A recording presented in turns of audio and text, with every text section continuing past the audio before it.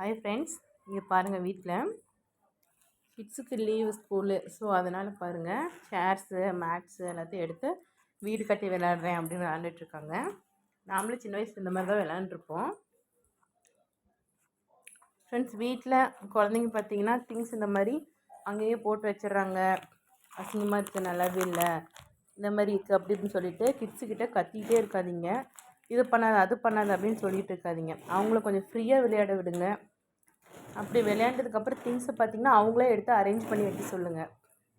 ஏன்னா அப்போ தான் அவங்களுக்கு தெரியும். ஸோ நம்ம இப்படி விளையாடுறோம் அப்படின்னா இதில் இவ்வளோ வேலை இருக்குது அப்படிங்கும்போது நம்ம நெக்ஸ்ட் டைம் குழந்தைங்க விளையாடுறது பார்த்தீங்க அப்படின்னா கொஞ்சம் ரியலைஸ் பண்ணுவாங்க.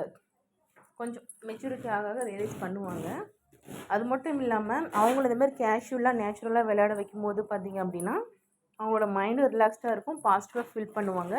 நம்மளும் பார்த்திங்கன்னா வீட்டில் அவங்கள நம்ம கண்ணு முன்னாடி இந்த மாதிரி விளையாட வச்சுட்டு சேஃப்டியாக நம்மளும் வீட்டு வேலையை செஞ்சிட்ருக்கலாம், ரிலாக்ஸாக இருக்கலாம். செல்லம் என்ன பண்ணிகிட்ருக்கீங்க? உள்ள சிப்ஸு சாப்பிட்டுட்டு இருக்கீங்களா? ஓகே. உன்னோட வீடு கட்டிட்டீங்களா செல்லம்? வா, சூப்பராக இருக்கே உன்னோட வீடு. பாருங்கள், அவங்கக்கிட்ட சின்ன சின்ன விஷயத்தில் கூட பாசிட்டிவாக நம்ம அப்ரோச் பண்ணும்போது பார்த்திங்கன்னா அவங்க ரொம்ப ஸ்ட்ரென்த்தாக லைஃப்பில் பார்த்திங்க அப்படின்னா எந்த ஒரு விஷயத்துலையுமே ரொம்ப மோட்டிவேட்டடாக சக்ஸஸ்ஃபுல்லாக வருவாங்க.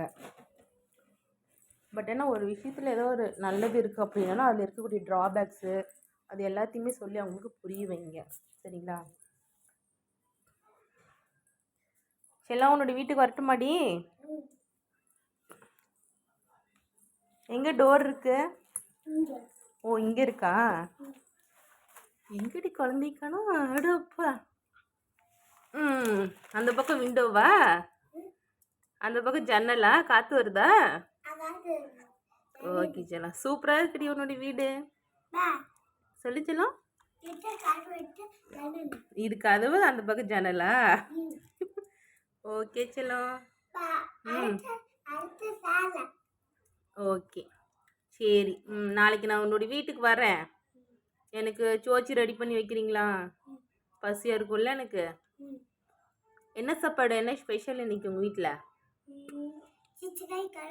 சீச்சுக்காயா? அடு அப்பா. பரவாயில்லையே செல்லம். அண்ணனும் வீட்டுக்குள்ள வந்துடுறேன்டி. இடம் இருக்கா உட்காரத்துக்கு? இடம் இல்லையா?